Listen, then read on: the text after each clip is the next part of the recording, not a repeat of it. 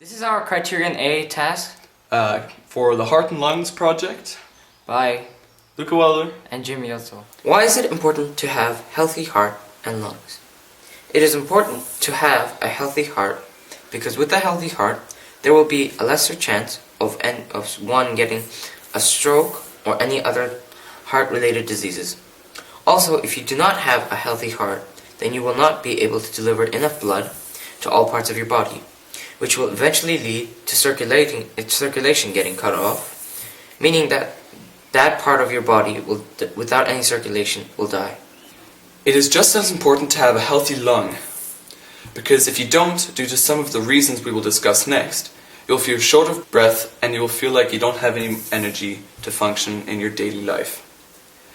If your lungs are disabled to transfer the full capacity of oxygenated blood to all the parts of your body, it will act like a major bottleneck, so your body parts won't be able to function as fast and efficient as they usually would be able to. What can negatively impact your heart and lungs? Watching too much TV or any lack of physical movement affects blood levels of sugars and fats.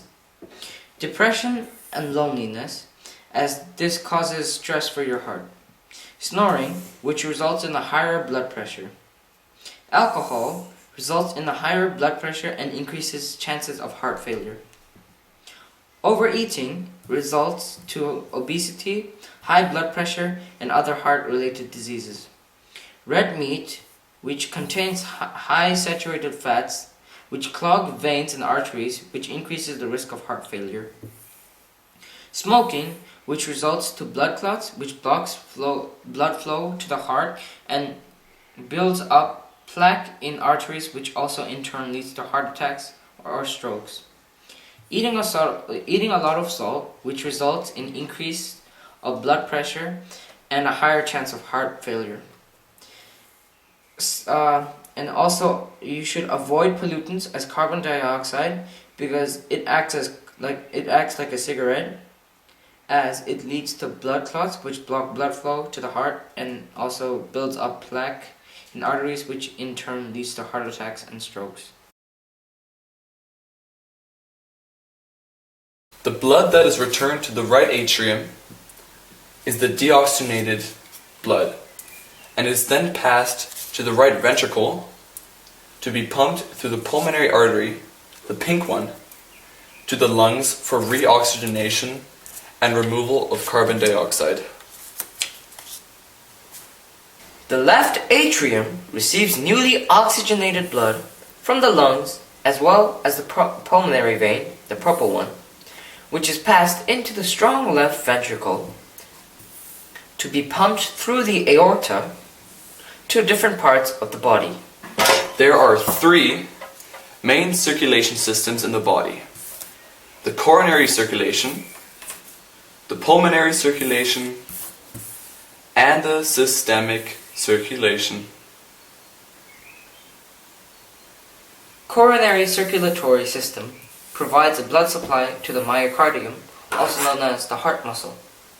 It arises from the aorta by two coronary arteries, the left and the right.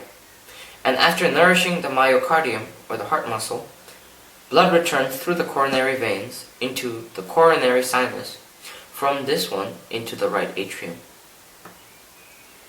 The pulmonary circulation takes oxygen-deprived blood from the superior and inferior vena cava, where it then enters the right atrium and the heart and flows through the tricuspid valve, also known as the atrioventricular valve, into the right ventricle, from which is then pumped through the pulmonary simular valve into the pulmonary artery to the lungs.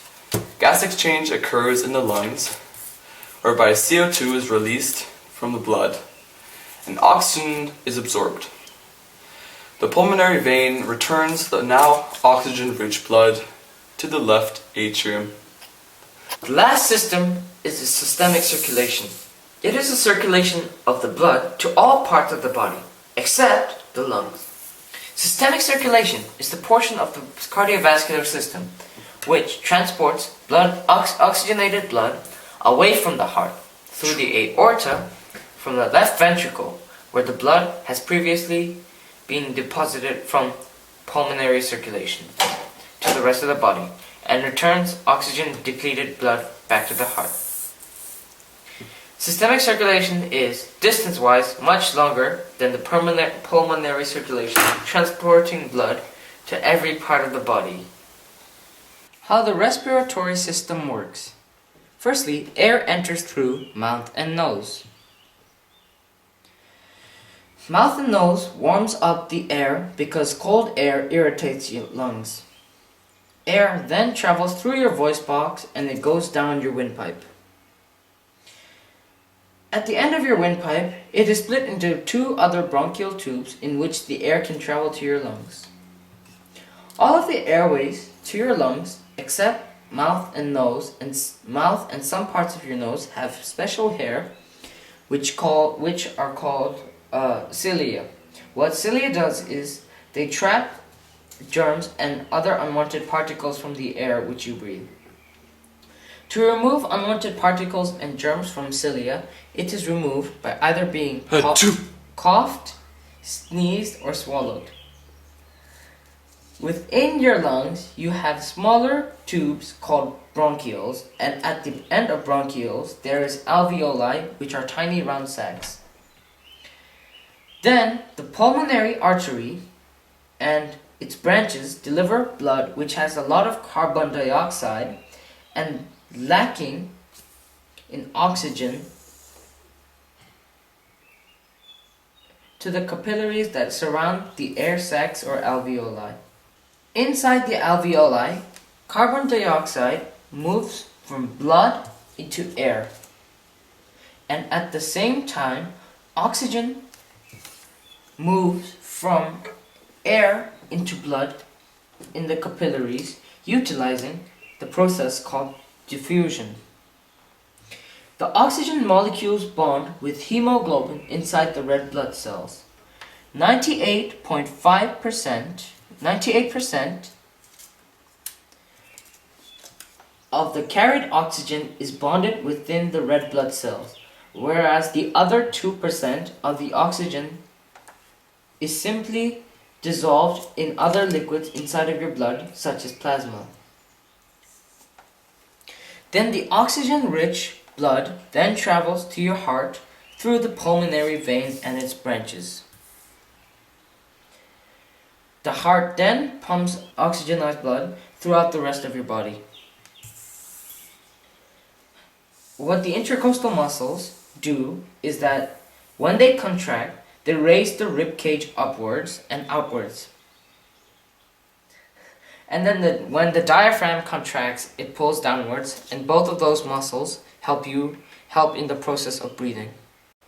What is happening to our heart and lungs when we exercise? Lungs. As your muscles call for more oxygen, as much as 15 times more oxygen when you're at rest, your breathing rate increases.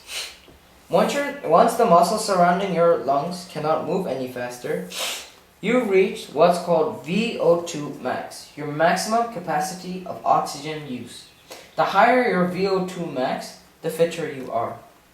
When we exercise, our heart rate increases with physical activity to supply more oxygenated blood to your muscles. The fitter you are, the more efficient your heart can do this, allowing you to work longer and harder. As a side effect, this increased efficiency will also reduce your resting heart rate. Your blood pressure will also decrease as a result of new blood vessels forming. How does exercise strengthen our heart and lungs? And how does a healthy heart and lungs function better? Our cardiorespiratory system is composed of two parts: how efficient your heart and lungs are at delivering oxygen to your body, and how efficient your body is at creating ATP, which we will begin talking about later. As you participate in workouts that elevate your heart rate, aka cardio workouts, which include swimming, biking, rowing, or running, your heart will get stronger and be able to pump more blood. you will also become more efficient at creating ATP, adenosine triphosphate. Small amounts of ATP are stored in your muscles, enough for a couple of seconds. Your body uses either glycogen, fat, or protein to create extra ATP that your body utilizes. There is glycogen and fat stored in your body. Glycogen is manufactured by the liver by combining amino acids in carbohydrates that you eat in your daily life. There are 3 different ways that your body can create ATP: the phosphagen system, the anaerobic system, and the aerobic system. The phosphagen system is an anaerobic system. It does not require the presence of oxygen to work. It uses ATP, which is stored in the muscle. Explosive activities that take only a few seconds to complete get their ATP from the phosphagen system. Contracting your muscles and completing a jump shot in basketball is an example of the phosphagen system at work. Anaerobic system or lactic acid system. This system involves 12 chemical reactions that break down glycogen into ATP. As its name implies, the anaerobic system does not require the presence of oxygen to work. One of the byproducts of this anaerobic breakdown is lactic acid. When you accumulate too much lactic acid in your muscles, you have to stop exercising because of severe muscle fatigue. This anaerobic system is fairly fast-acting, short-duration system, but it cannot produce much ATP. When broken down, one glycogen molecule results in 3 molecules of ATP. When you have broken down 1 mole of glycogen, this anaerobic system has produced enough lactic acid to cause severe muscle fatigue. That burning sensation you feel is a result of accumulation of the lactic acid. Together, the phosphagen and the lactic acid systems can create enough ATP for 1 to 3 minutes of maximum level exercise. Sprinters and weightlifters are using the anaerobic system. The aerobic system needs oxygen in order to work. In the presence of oxygen, 1 molecule of glycogen is broken down to 32 molecules of ATP. The byproduct of this reaction is carbon dioxide and water. This is a much more complex system than the anaerobic metabolic system. The Krebs cycle is just part of the numerous chemical reactions that take place in order for the aerobic system to create ATP. The beauty of the aerobic system is that there is no lactic acid produced. The only waste products are carbon dioxide and water, as mentioned earlier. One of the reasons that you start breathing harder when you exercise is that in order for the aerobic system to work, it needs oxygen to break down the glycogen, therefore being much more efficient. When your body breaks down the glycogen stored in your muscles and liver, it can produce around 110 molecules of ATP. Depending on the intensity of your exercise, it can take about an hour for you to burn the glycogen stores.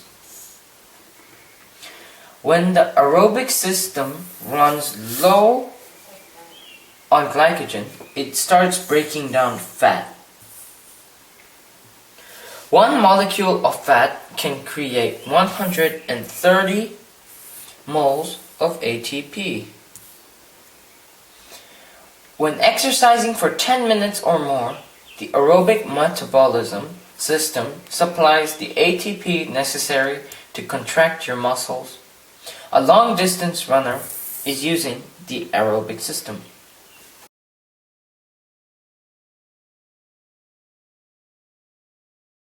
Long endurance exercise is important because after 15 minutes of work, the body runs out of glycogen to break down into ATP. After about 20 minutes, the body starts breaking down fat into ATP as its main energy source. As you continue your exercise program, you become more fit and your cardiorespiratory system becomes more efficient. As you become more fit, your resting heart rate decreases.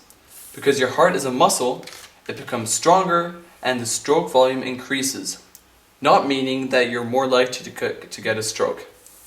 The muscle responsible for breathing becomes stronger, so you can breathe harder without tiring, the diaphragm. As you work out at both aerobic and anaerobic levels, these energy systems become more efficient at producing ATP. You can choose either weight-bearing or non-weight-bearing cardio workouts. An added benefit of weight-bearing exercises is that this kind of exercise can also help prevent osteoporosis, a disease which results in a reduction of bone density, resulting in increased bone fractures. Create one training session that would improve your cardiorespiratory endurance. A cardiorespiratory endurance training program should include activities that elevate heart rate and involve body's large muscle groups. Building cardiorespiratory endurance through regular physical activity allows your heart and lungs to work more efficiently, thereby improving your physical capacity to deal with stress and lowering your risk factors for several chronic diseases. Regular physical activity helps control obesity, high blood pressure, high cholesterol, with the net result of cutting your heart disease risk almost in half, according to the Centers for Disease Control and Prevention. Warm up by doing a low intensity training of the same type of workout you're planning on doing. So if you're planning on a 30-minute run, walk slowly for at least 3 minutes before you begin your workout. You're not warmed up until you perspire lightly and breathe more deeply. And warm up for at least 3 minutes. The older you are, the longer your warm-up period should be. Recent studies have shown that interval training, short bursts of high-intensity workout, interspread with more moderate intensity workout, burns fat and improves cardio fitness quicker than constant moderately intense workouts. After a cardiorespiratory workout, it's important to cool down. A cool down will gradually lower your heart rate and relax muscles. Slowly reduce your workload until your heart rate is below 60% of your maximum heart rate. Cool down for at least 5 minutes. If your heart rate is more than 150 beats per minute, 5 minutes after you've quit exercising, your exertion may be too strenuous for your current level of fitness. As with all exercises, stretch after you've worked out. Incorporate stretching into your cool down routine always. When recovering, two main things must happen. All glycogen and ATP must be restored in your muscles and liver, and all the lactic acid must be removed from your bloodstream and muscles. Most of the ATP stored in the muscles is replaced in the first 3 to 5 minutes of recovery mode. After exhausting exercise, 60% of the liver glycogen is restored in the first 10 hours and is completely restored in 24 to 48 hours. You must have some carbohydrates in your diet to restore the glycogen in your liver. In addition to restoring glycogen and ATP levels, lactic acid must be removed from your bloodstream and muscles. Remember, it's the high levels of lactic acid that cause fatigue in the first place. If you rest and just sit around, in other words, a passive recovery, it'll take more than an hour to remove this lactic acid. However, if you complete an active warm-down period, i.e. exercise recovery, you will remove the lactic acid. This lactic acid will be turned into glycogen, which can be stored in your muscles and liver. So the active recovery gives you a 2-for-1 bonus.